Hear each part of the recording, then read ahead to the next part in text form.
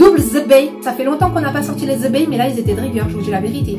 Coucou mes crèmes, j'espère que vous allez bien, moi ça va, je suis heureuse de vous retrouver aujourd'hui pour une nouvelle vidéo. Ça va être une analyse de situation, quoique je vais essayer de vous en faire une deuxième. N'hésitez pas, lorsque vous voyez que j'ai plus de créneaux boost parce que je sais que vous les aimez bien, n'hésitez pas à m'envoyer votre problématique par mail, voilà, au moins ça vous évite d'attendre. Qui tente rien à rien, vous pouvez être sélectionné. D'ailleurs si tu tombes ici par hasard, bienvenue et enchantée. Ça va, Hobby?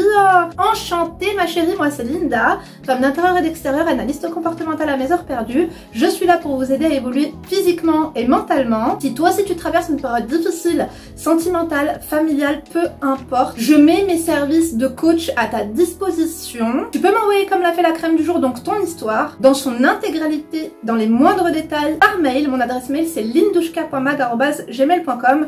N'oublie pas et n'hésite pas à changer de prénom et de 3 indications, comme ça sera 100% anonyme. Mes chéris, n'oubliez pas de liker, fucker ou d'oser, faites quelque chose comme ça, moi je sais que vous êtes passé par là, un petit emoji bleu aussi, et la bienvenue. J'espère que t'as passé une excellente journée et que personne t'a fait chier, en tout cas le divertissement ici est toujours de qualité. Donc on va commencer avec le premier mail. Alors l'objet c'est à l'aide, perdu dans un brouillard. Hello darling, j'espère que tu vas bien. Sorry, je me permets de te relancer car j'ai vraiment besoin de ton aide. Tu m'excuseras ma chérie parce qu'elle m'a envoyé son mail ou sa relance, non le mail elle me l'avait envoyé le 21 juin. Donc pareil, si vous voyez que j'ai pas fait votre problématique, ne croyez pas que je vous snob ou quoi que ce soit, c'est vraiment au pif en fait que je sélectionne les histoires. Donc n'hésite pas à copier et coller ton mail ou alors me le retransférer et tu le dis à personne, mais en fait il y a plusieurs créneaux. Soit je filme le matin vers 9h30, soit je filme à 14h, soit je filme plutôt comme là en fin de journée puisque j'étais débordée. Enfin bref, tu l'auras compris, n'hésite pas en fait à m'envoyer ça dès le matin ou en début d'après-midi, ça peut être pas mal. Donc commençons la lecture. Hello Linda et les crèmes, merci beaucoup pour ton agréable compagnie et nos parties de rigolade, tu es comme une grande sœur pour moi. Merci, t'as un amour, ça me touche trop.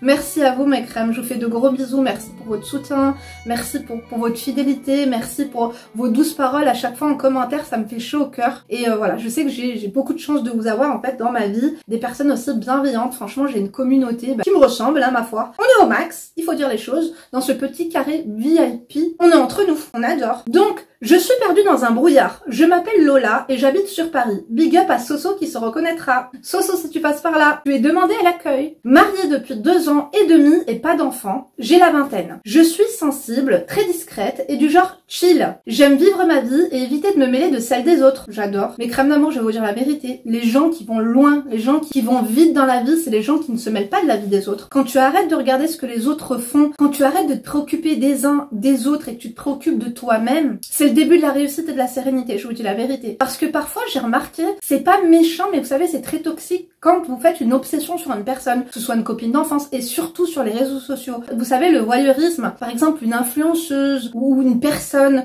vous allez voir tout le temps son compte et tout. Quand ça devient obsessionnel comme ça, essayez de vous remettre en question et stopper net parce que ça va vous rendre malheureux, ça va vous rendre triste, sans cesse de vous comparer à cette personne et d'aimer la détester. Je sais de quoi je parle mes crèmes d'amour parce que il y a 2-3 personnes qui avaient pris des coachings avec moi et qui m'avaient dit qu'au début ils ont adoré me détester et puis après finalement, je sais pas s'ils détestent d'autres personnes maintenant, c'est pour ça qu'ils m'ont, voilà, ils m'aiment bien maintenant, ils ont lâché l'affaire. C'est toxique, c'est anxiogène pour soi-même. Bref, donc elle est mariée depuis 2 ans et demi, avec des enfants, j'ai la vingtaine, je suis sensible, donc très discrète, elle se mêle pas de la vie des autres, on adore. On s'est mariés très vite, bah ouais, elle a la vingtaine. Et au début, tout était rose. Ouais, bah au début c'est tout le temps comme ça ma princesse. J'étais sur mon nuage et j'étais un peu dépendante affective. Ouais, donc c'était pas si rose que ça. On était fusionnels, mon mari et moi. Il me surprenait beaucoup, etc.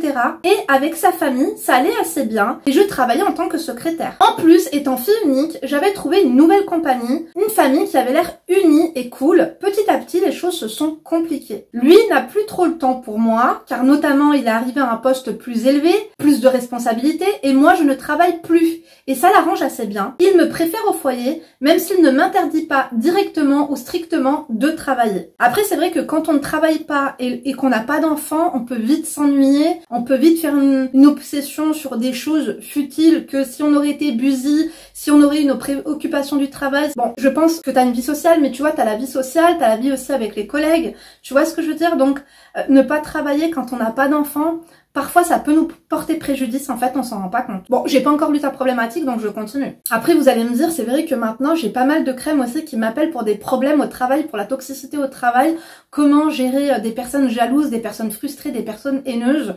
Donc il faut dire que quand tu travailles pas, déjà on apprécie, c'est un homme avec un grand H, le mec qui te dit ne travaille pas, si tu as envie d'y aller, vas-y, si tu n'as pas envie, reste là. On adore. Parce qu'il y a des mecs, franchement, ils te disent va travailler, comme ça tu m'aides, comme ça on paye des vacances, comme ça ceci et cela. Donc là, pour le coup, j'adore. Personnellement, je ferai quand même un mi-temps ou quelque chose, je te dis la vérité, parce que je m'ennuierai assez rapidement. Ça peut être fun de ne pas travailler, parce que justement, lorsqu'on fait un travail pénible, notamment, là, bon, secrétaire, ça va plus ou moins, mais se trouver un truc un peu chill de 3 heures par-ci, de 3 heures par-là, même dans une asso, je trouve que c'est bien. Bon, après, chacun fait ce qu'il veut et ce qu'il peut, encore une fois, mais je trouve que c'est important.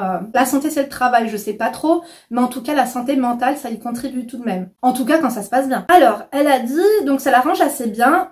Après, elle a mis virgule, il n'est plus trop câlin, il ne communique pas trop, etc.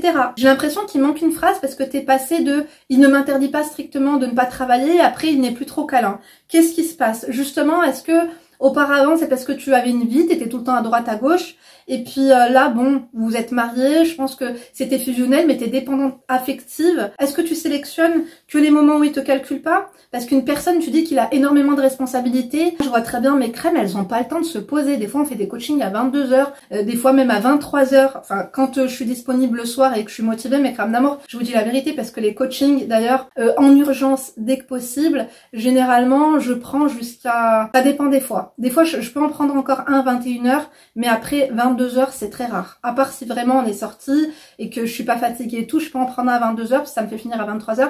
Il y a même des fois où j'en ai pris à 23 h et qu'on a fini à minuit. Ouais, le pire, je crois, c'est minuit et demi avec ma Hannoun, ou même peut-être pas 1 h du mat, si. Peut-être qu'avec Diana, on a déjà fini à 1 h du mat, non? Je sais plus mes crèmes. Enfin bref, continuons. Donc, il n'est plus câlin, il ne communique pas trop, etc.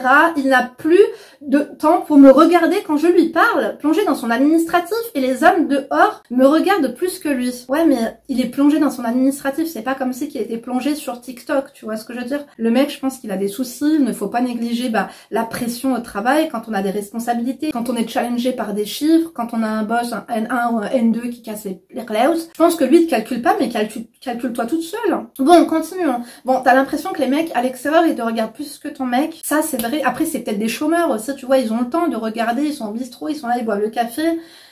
Ça fait combien de temps que ça dure? Ça fait combien de temps qu'il a arrêté de te regarder? Je pense que ton mari est un petit peu lassé. Comme tu es à la maison, tu ne fais rien. Je veux dire, il n'y a rien d'inattendu chez vous, chez toi. Tu devrais te recréer une vie sociale plus active. J'avoue que c'est difficile quand tu dis que ton mec sous ton toit te calcule pas, et quand tu sors, tu vois bien des regards ou des sourires, ou tu vois que toi-même, en fait, tu calcules pas les hommes, mais tu sens le regard sur toi. Et quand tu rentres et que t'as pas un bisou, t'as pas un bonjour, merde, hein, t'as rien du tout, tu te dis, oh, ce que j'ai fait là, je me suis enfermée avec un mort-vivant, ça se passe comment? N'oublie pas que tous ces mecs qui te regardent, s'ils vivraient avec toi, auraient exactement le même comportement que ton mari au bout d'un mois de mariage. Il y a une mouche, ça y est, c'est la fête des mouches, on l'adore pas du tout. À mon avis, c'est la voisine du premier là qui fait sécher ses saucissons dans son balcon, on l'adore ou pas? Oh my gosh. Donc, je suis du genre soignée et on me trouve belle. Et sa famille, je ne la supporte plus, vraiment pas, Noé. J'ai 5 beaux-frères et une belle-sœur, plus les beaux-parents. Les femmes de sa famille ont des comportements qui m'insupportent.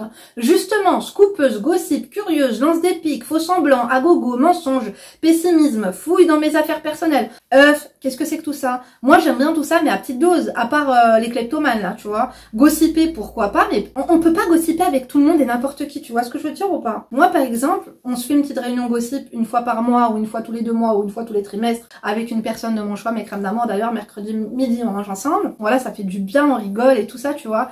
Mais tous les jours, entendre quelqu'un m'appeler pour qu'il critique un tel ou un tel ou un tel ou un tel, j'ai pas le temps. C'est de la négativité. Et puis tu te dis, alors dans ce cas-là, cette personne, quand elle raccroche, quand elle est en face de son mari, elle doit faire de même en te critiquant à toi. C'est pas possible. Enfin bref. Du coup, pourquoi tu t'infliges la belle famille? Après, c'est parce que tu travailles pas, t'as trop de temps libre, tu te squattes trop avec eux.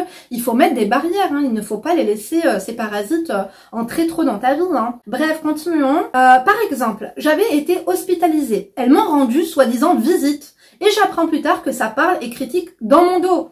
Tu ne pourras jamais, jamais, jamais, jamais éviter les gens de parler derrière ton dos. C'est quelque chose vraiment qu'on ne peut pas contrôler, d'accord? Il faut faire abstraction de ça. Ceux qui parlent derrière toi sont derrière toi, ils sont pas devant toi généralement. C'est la poubelle. Et puis entre toi et moi, ces personnes-là, tu les vois critiquer à longueur de temps tout le monde. Comme dit les Russes, quand tu n'es pas à table, tu es au menu. C'est tout à fait ça. Après aussi, il faut faire attention aux personnes qui viennent te répéter ça. Qui t'a dit que ces personnes-là venaient te critiquer? Parce que cette personne-là qui les a entendus te critiquer, qu'est-ce qu'elle a fait quand ils t'ont critiqué? Elle a entendu, elle a écouté, mais elle n'a rien fait non plus. Bon, après, moi, c'est ce que je fais aussi. Quand j'entends des gens critiquer les uns et les autres, moi, je suis le singe sage. Je n'ai rien vu, je ne parle pas et je n'ai rien entendu. Et démerdez-vous. Mais après, je ne répète pas, j'ai entendu ci ou ça. Tu vois ce que je veux dire? Parce que c'est se foutre dans la merde. En tout cas, continuons. Autre exemple, elle me blâme si je ne réponds pas précisément à leurs questions indiscrètes. Ça veut dire quoi te blâmer? Mais si elle te blâme, dis-leur vous êtes des gamines. Enfin, moi, je sais pas. Pourquoi tu te forces à traîner avec ces gens? Franchement, il faut les remettre en place. Si elle commence à parler, tu dis vous êtes chelou, je vous dis la vérité. Pas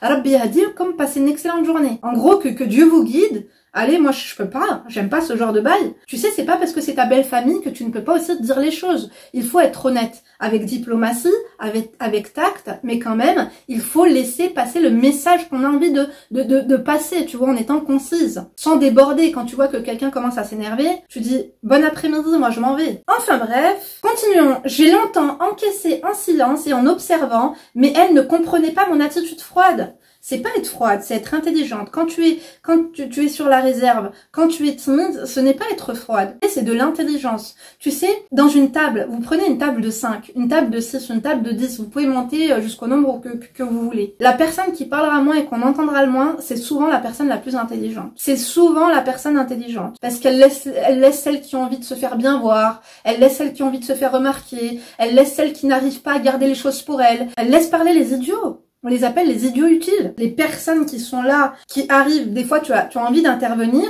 mais parfois, tu sais, il vaut mieux garder les choses pour soi parce que il y a des personnes intellectuellement parlant qui sont assez précaires, donc on n'a pas envie de lancer des débats avec eux interminables. Parfois, il vaut mieux se taire. Moi, je l'ai bien remarqué, vous savez quand est-ce que je l'ai remarqué ça, mes crèmes d'amour? J'ai remarqué ça en Algérie. Je me rappelle, on était tout le temps une flopée comme ça avec, tu sais, à l'heure du café ou quoi, il y avait tout le temps les femmes de mes oncles, il y avait des voisines, il y avait des machins, et je remarquais tout le temps qu'il y en avait certaines, elles voulaient se mettre en avant, parler fort, rigoler, raconter des anecdotes, raconter leurs problèmes. Et puis tu avais celles parfois qui avaient des problèmes, qui avaient des anecdotes, qui avaient tout ça, mais qui ne disaient rien et qui écoutaient les autres. Elles étaient très intelligentes. Parce que tout ça, elles se le racontent à elles-mêmes. Oui.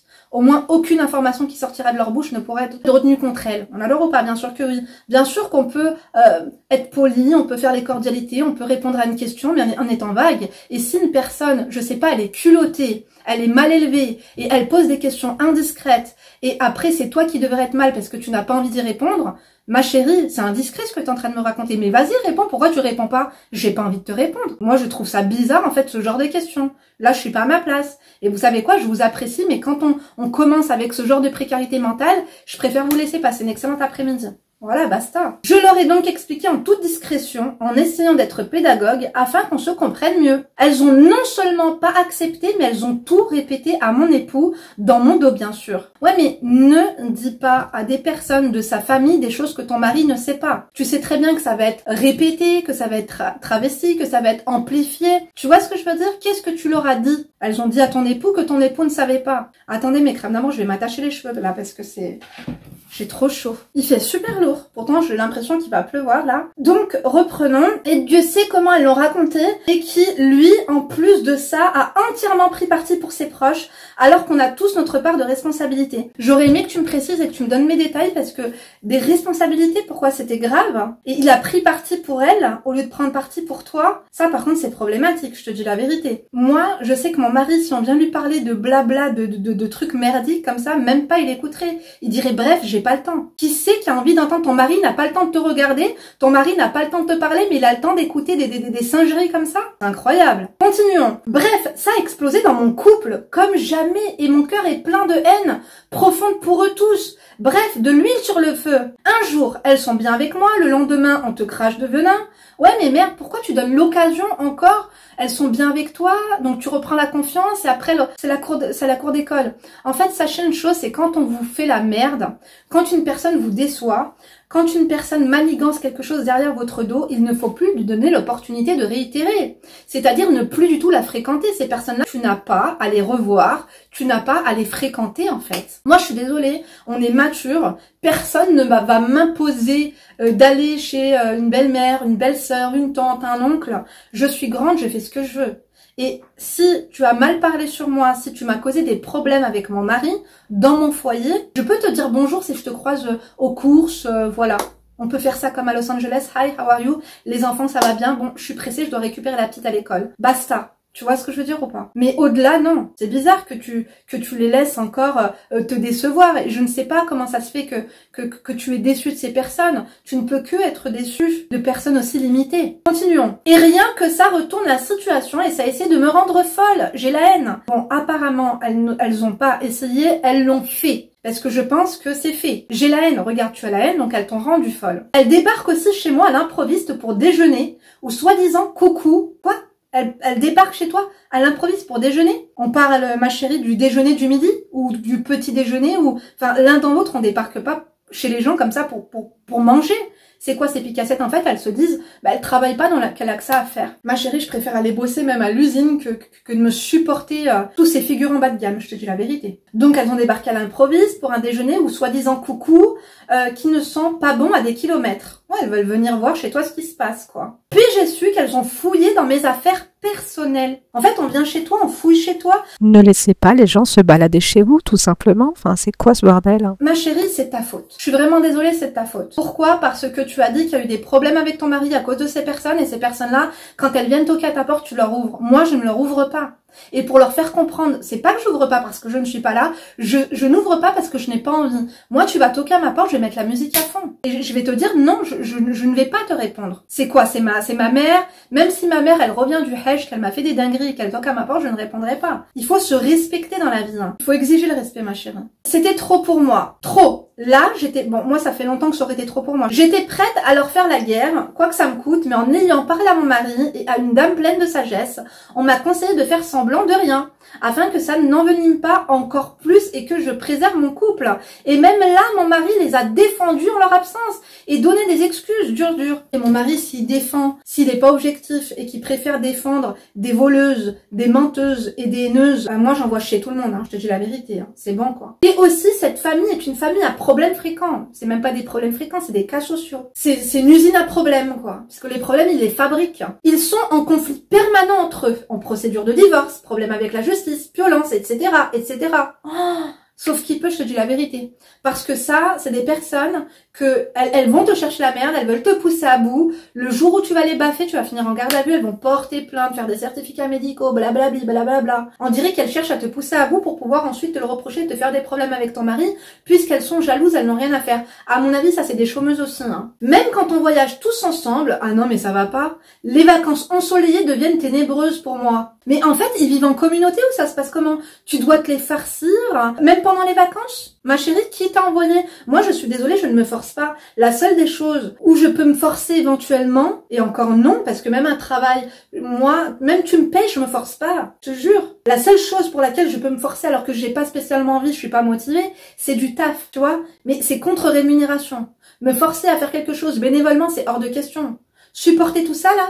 MDR, ma chérie, ça ferait longtemps que j'aurais tout envoyé chez moi. Bref, l'ambiance funeste qui fait fuir not my cup of tea, me also baby. Du coup, ces problèmes déteignent sur mon époux et il en a même pris un sacré coup de vieux tellement que ça le hante. Mais c'est parti très loin apparemment. Il faut m'arrêter ça tout de suite, je te dis la vérité. Je comprends pas moi, pourquoi ces personnes sont autour de vous? Pourquoi vous restez dans les problèmes? Les problèmes, il faut les fuir. Il faut pas rester dedans. La personne qui est sage et qui t'a dit tu devrais faire comme si de rien n'était, non. Quand quelqu'un vient et te met une tarte, tu peux pas faire comme si de rien n'était. Tu vas faire quoi? Tu vas lui tendre la deuxième joue? Apparemment, c'est ce qui est recommandé. Mais après, tu prends tes distances. Cette personne-là, tu ne veux plus l'avoir en face de toi. Cette personne-là, tu la fuis. Tu vois, il faut se faire respecter. Je suis désolée, non. Donc, continuons. La femme de mon beau-frère m'avait dit, quand je me suis mariée, c'est une famille sévère. Mais ai-je prêté attention? Elle t'avait prévenu quand même. Pour couronner le tout, il me force à leur rendre visite malgré mon profond malaise et que ça pompe mon énergie. Pour moi, il est tellement loyal qu'il en devient injuste. En tout cas, il est pas loyal avec toi, hein. Mais qu'est-ce que c'est que ça? Il te force à aller voir des personnes qui ne t'aiment pas, des personnes qui te causent du tort, des personnes qui sont méchantes et qui te font des problèmes. Ton mari a un souci.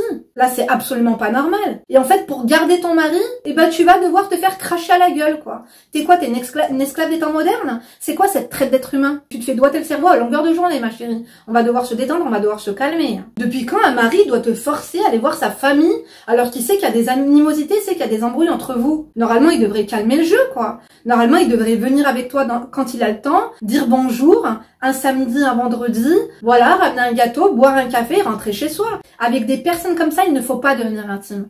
Avec votre belle famille, il faut savoir mettre des barrières, je vous dis la vérité. Bref, continuons. Lui et moi, de base, on s'entend très bien. Et c'est un homme bien. Mais toutes ces choses se sont accumulées. On a aussi des soucis financiers.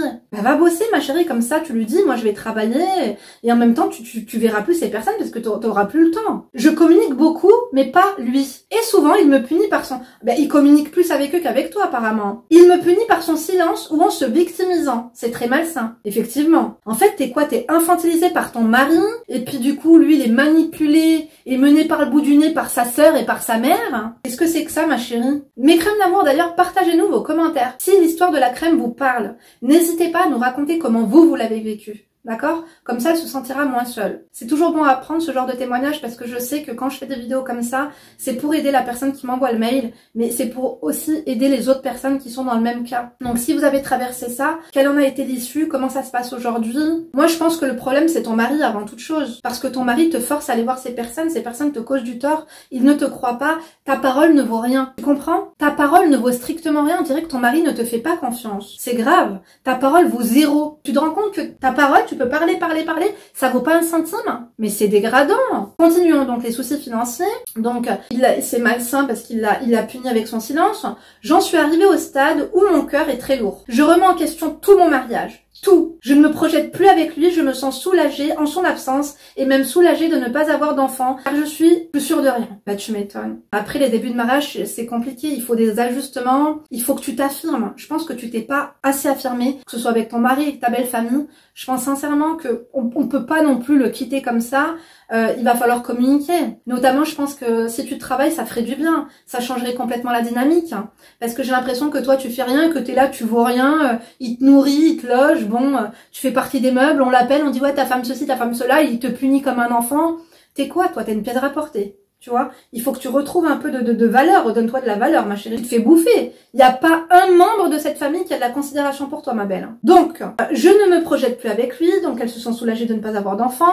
Lui-même me dit qu'on vit au jour le jour et qu'on ne se projette pas. On ne sait pas trop où on va et il me dit souvent que tout va mal. En parlant de toutes les sphères de sa vie et à force, il me contamine avec son ouais, mais il est toxique, hein, son pessimisme. Il se plaint, mais quand je propose des solutions, c'est comme s'il fuit et que ce n'est pas le moment de parler.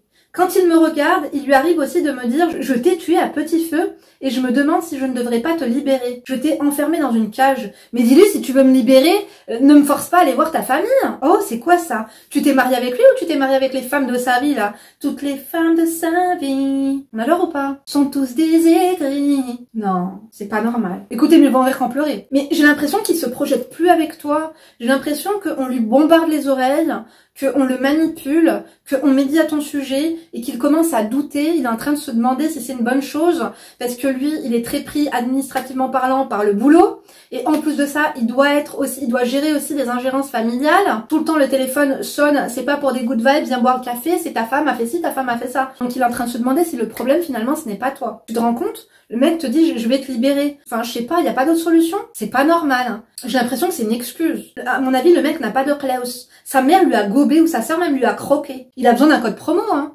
Moins 50% pour aller s'acheter une paire de bols. Oui. Linda, 50 bols. Voilà. Je lui en prends une paire. Ou 2 de rechange, parce qu'à mon avis, en 2-2, il lui gobe. Hein. C'est des vampires émotionnels, ces personnes. Il se plaint, mais quand je propose donc des solutions, voilà, en fait, il ne veut pas écouter ce que tu as à dire. J'ai vraiment l'impression qu'il ne te considère pas, qu'il te trouve pas intelligente, qu'il ne te trouve pas pertinente. Je suis vraiment désolée, ça peut faire mal au cœur, ma chérie, Mais là, vraiment, il va vraiment falloir que tu t'affirmes. Il faut que tu arrêtes de suggérer, il faut que tu arrêtes de poser des questions. Il faut que tu t'affirmes en disant, je n'ai pas envie, il faut que ça se passe comme ci et comme ça. Il faut arrêter maintenant. Avec un décolleté, les cheveux propres, tu te mets au max. Si tu fais des prestations de qualité au lit, normalement, il devrait t'écouter, c'est toi qui devrais écouter. Donc, il y a des moments de soi-disant paix où on se retrouve en intimité et il fait des efforts, mais les conflits reviennent souvent ces temps-ci. Les montagnes russes.